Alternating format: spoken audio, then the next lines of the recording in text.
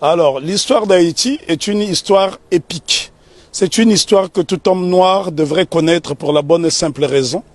Pour la première fois, des Africains déportés dans le nouveau monde réduit en esclavage ont réussi à vaincre l'arrogance avec un seul slogan. Couper tête, brûler caille, qui signifie couper les têtes, brûler les maisons.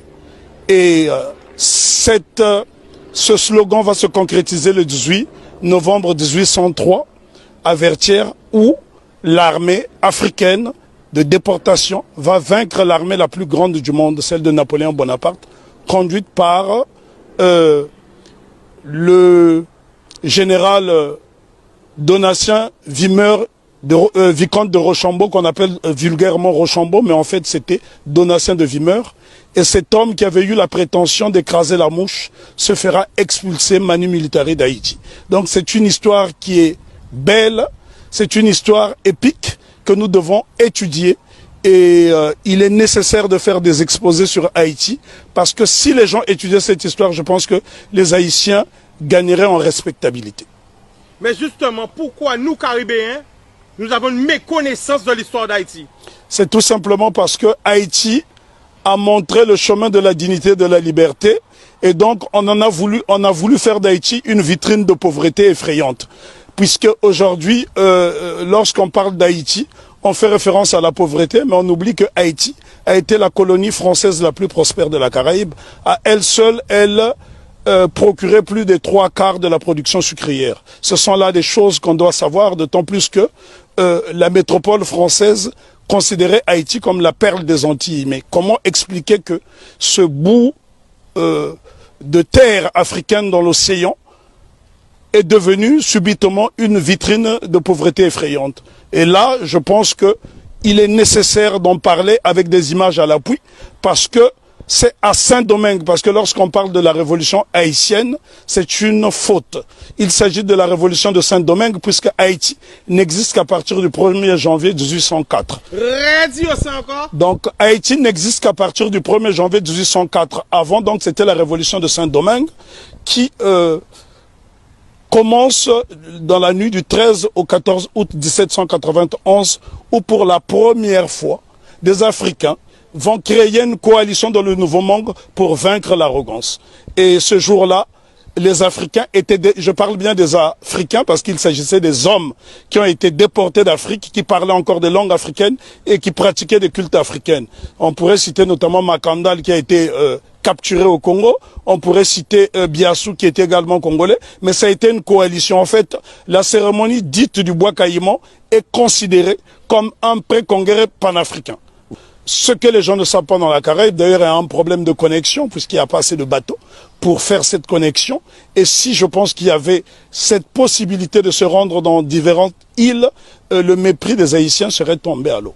Puisque la Guadeloupe a connu une période de liberté entre 1794 et 1802, mais c'est grâce justement aux Haïtiens. Une année auparavant, les Haïtiens se sont affranchis. Parce que souvent on dit qu'on a libéré les esclaves en Haïti. Les Haïtiens n'ont jamais été libérés. Ils se sont affranchis tout seuls avec la machette. Donc voilà pourquoi Non, mais les Haïtiens sont les premiers Africains déportés dans la Caraïbe qui ont brisé les chaînes de l'oppression. Nous devons savoir que Haïti a eu pour vocation de libérer toutes les nations opprimées. Ce qu'on ne dit pas assez souvent, lorsque la Grèce a été dominée par les Ottomans, au milieu du 19e siècle, ce sont les Haïtiens, sous la présidence de Jean-Pierre Boyer, qui ont libéré la Grèce. Et ce sont des choses qui n'apparaissent pas dans les manuels scolaires. Une autre information inédite, c'est grâce à la voix d'Haïti que l'État d'Israël a été créé en 1948. Donc ça, ce sont des choses que les gens doivent savoir. Haïti a été le pays le plus démocratique du monde, puisque toute personne qui arrivait sur le sol haïtien était considérée comme nègre. Donc tous les opprimés de la planète trouvaient refuge en Haïti. Et ce pays est devenu aujourd'hui une vitrine effrayante de la pauvreté. Je suis obligé d'insister sur le mot de vitrine parce qu'il a subi un blocus qu'aucune nation n'avait subi. Imaginez-vous qu'une petite île comme Haïti a été victime du syndicat des empires coloniaux qui était constitué du Danemark, de la France, de l'Espagne, de l'Angleterre, des États-Unis d'Amérique, de la Hollande, de la Suède, parce que toutes ces nations ne voulaient pas voir une nation indépendance nègre. Et souvent on dit de Haïti que ça a été la première république nègre. Non, Haïti n'a jamais été une première république nègre, ça a été un empire africain reconstitué, puisque l'empereur Jean-Jacques Dessalines va se faire couronner empereur Jacques Ier. Donc c'est la noblesse africaine. Attends. Ben, en tout cas, il y a beaucoup de choses à dire sur Haïti.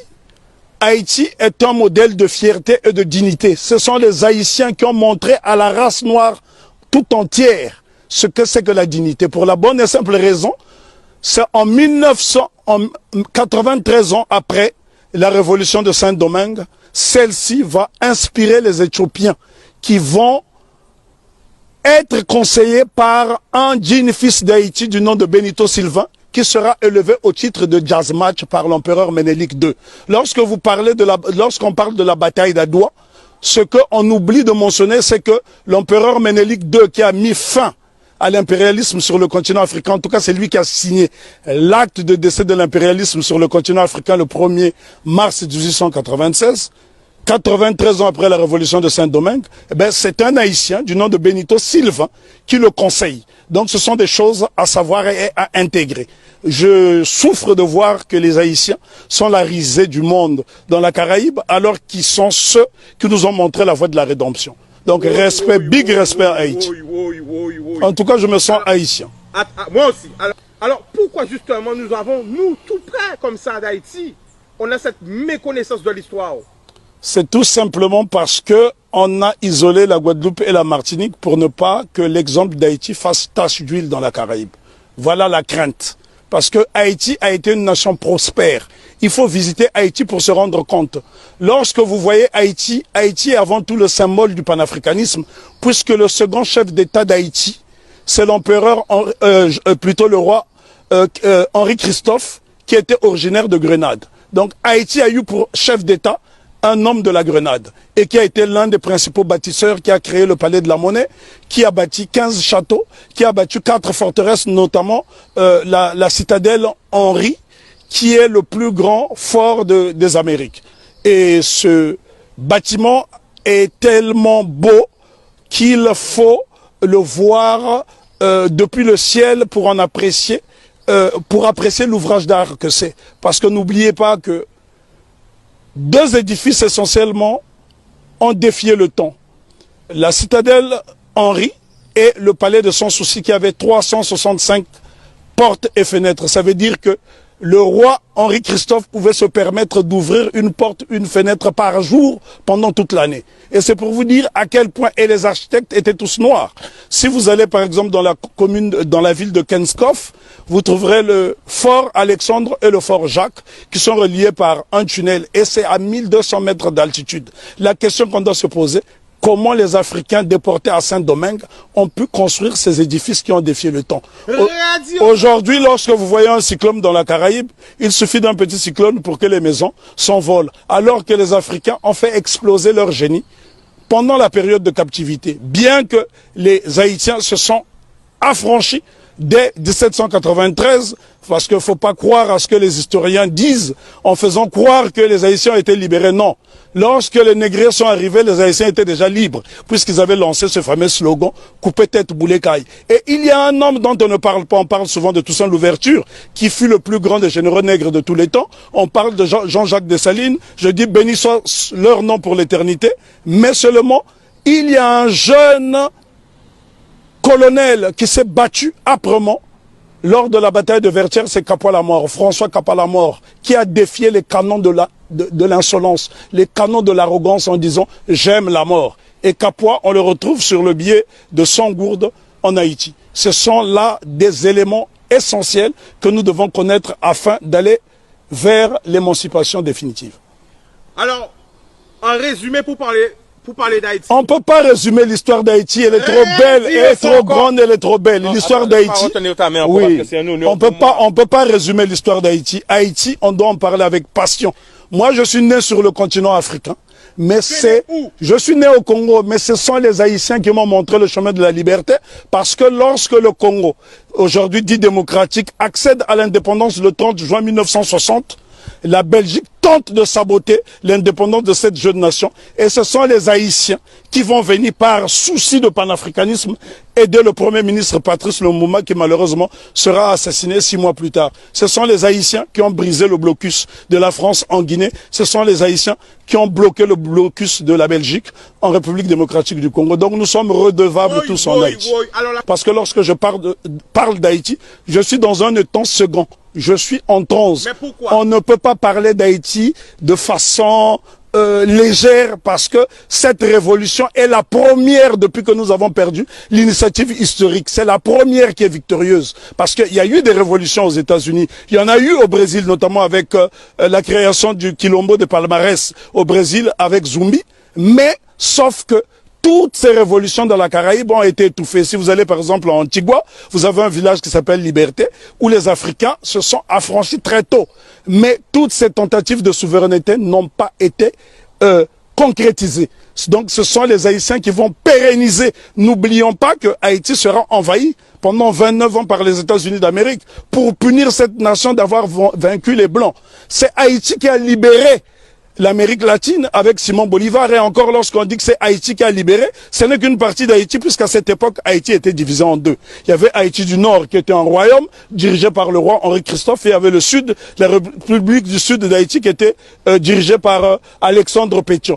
Et ce bout de terre d'Haïti du Sud va donc donner des soldats de l'argent à Simon Bolivar pour aller libérer une bonne partie de l'Amérique latine. Si vous observez les drapeaux de l'Équateur, du Venezuela, de la Colombie, vous trouverez des armoiries similaires, même les couleurs, à celles du drapeau d'Haïti. Donc c'est très important pour nous d'étudier Haïti parce que Haïti, c'est le symbole de notre fierté. Et les gens dans la Caraïbe doivent intégrer cette notion. Si les Haïtiens n'avait pas lancé ce slogan coupé tête boulet caille qui a fait trembler le monde entier, ben probablement que l'abolition de l'esclavage aurait eu lieu peut-être plus tardivement. Alors, est-ce que tu peux nous donner des exemples de pays? Parce que là, on est en direct. L'exemple que je peux vous donner. Quel pays a été aidé par Haïti? Le Congo, pays dont je suis originaire, la République démocratique du Congo a été aidée par Haïti parce qu'en 80 ans de colonisation belge, les Belges n'ont même pas été fichus de former une dactylographe. Et la première dactylographe qui va dactylographier le discours de Lumumba, c'est Suzanne Peck, qui est la mère de Raoul Peck. Donc Haïti est au cœur de notre émancipation. Haïti a aidé l'Éthiopie, Haïti a aidé la Grèce de se libérer, là je vous parle de l'Europe, Haïti a aidé la Guinée, Haïti a toujours été au cœur de notre lutte.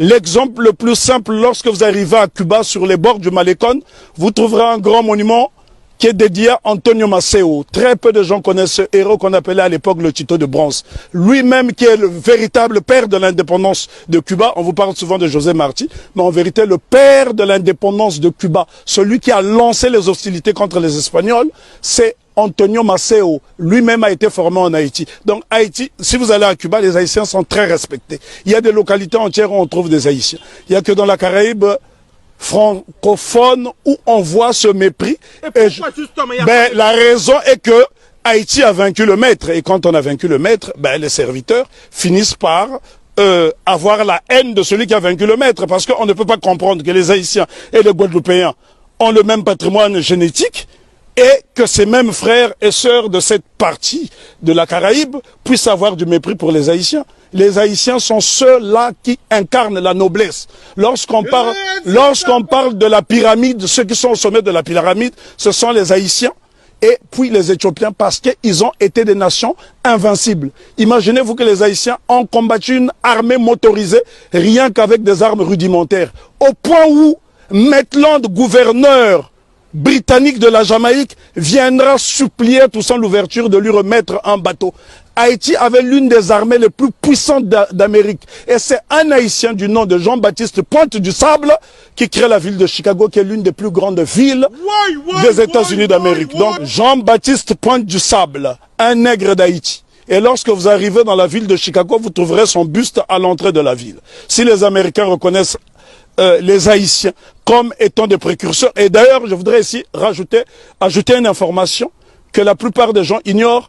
Si la Louisiane a été vendue aux États-Unis d'Amérique, ce n'est que la conséquence de la bataille de Vertières. Parce que Napoléon Bonaparte avait peur qu'il y ait une contagion en Louisiane. Voilà pourquoi la Louisiane sera vendue aux États-Unis d'Amérique, ce qui lui permettra de doubler sa superficie. Donc ce sont les Haïtiens qui ont permis aux États-Unis d'Amérique d'avoir une grande superficie. Et on ne remerciera jamais assez Haïti d'incarner cette résistance. Pourquoi Haïti étant détesté? Pourquoi les Haïtiens sont haïs par les siens? Pour la bonne et simple raison que cette nation incarne l'Afrique dans la Caraïbe. Or, lorsque les négriers déportent les Africains ici dans le Nouveau Monde, le but c'est de les désafricaniser.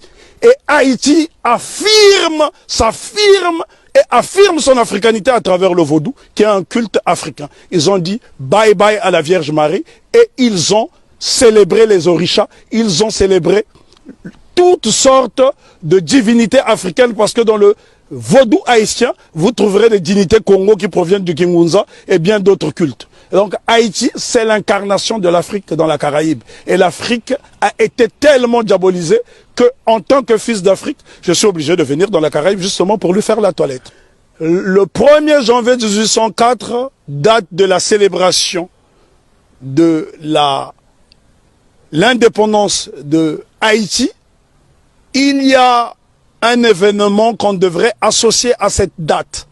C'est la fête de la soupe.